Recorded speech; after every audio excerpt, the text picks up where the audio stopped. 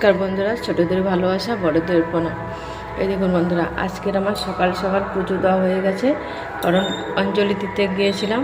কালকে ভোরে এসেছি, তাই এসে কাজ টাজ সেরে আজকে সকাল সকাল পুজো দেওয়া হয়ে গেছে। ঘুম ছাড়ছে না, প্রচুর ঘুম পাচ্ছে, সারা রাত জেগেছিলাম তো, তাই ঘুম পাচ্ছে প্রচুর। এই দেখুন পুজোটা দেওয়া হয়ে গেছে।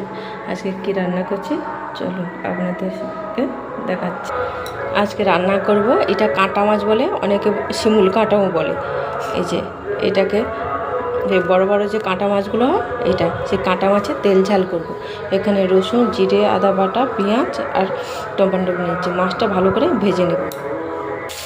মাছগুলো আমার ভাজা হয়ে গেছে, এবারে তুলে নেবো। এই মাছগুলো একটু অল্প তেলে ভাজবেন, কেন ওই মাছগুলো মানে ফাটি আর কি, তেল ছুটে যায় আর কি। এবারে রসুন পেঁয়াজটা দিয়ে ভাজা ভাজা করে নেব। পেঁয়াজ আর রসুনটা ভাজা হয়েছে, এবারে আদা আর একে একে সব মশলা দিয়ে ভালো করে কষিয়ে নেব। এখানে লঙ্কার গুঁড়ো, হলুদ গুঁড়ো, আদা জিরে বাটা, টমাটো দিয়ে দিচ্ছি। এবারে ভালো করে মশলাটা কষিয়ে নেব। আর দিয়ে দিয়েছি এই যে পরিমাণ মতো এই যে লবণ। এবারে ভালো করে কষিয়ে নেব। মশলাটা যে আমার কষানো হয়ে গেছে, এবারে ভেজে রাখা মাছটা দিয়ে ভালো একটু নাড়াচাড়া করে জল দিয়ে দেব।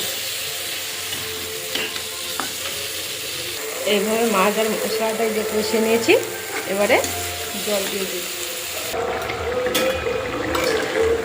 এই তরকারিটা ফুটে এসে আর একটু ঝোলটা মাখা মাখা করে নেবো। এই মাছে বেশি ঝোল লাগলে ভালো লাগবে না।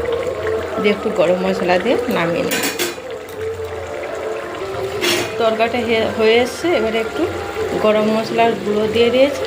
অল্প করে বেশ ফুটাবো, অল্প করে ফুটে নামিয়ে নেব। তরকারিটা এইভাবে করে নিয়েছি। এই দেখুন তরকারিটা কালার এসছে, এবারে নামিয়ে নেব।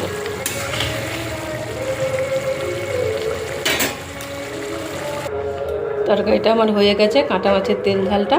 তাহলে বন্ধুরা আজকে আসি, টাটা, ভালো থাকবেন, সুস্থ থাকবেন, আর সবাই পাশে থাকবেন এইভাবে।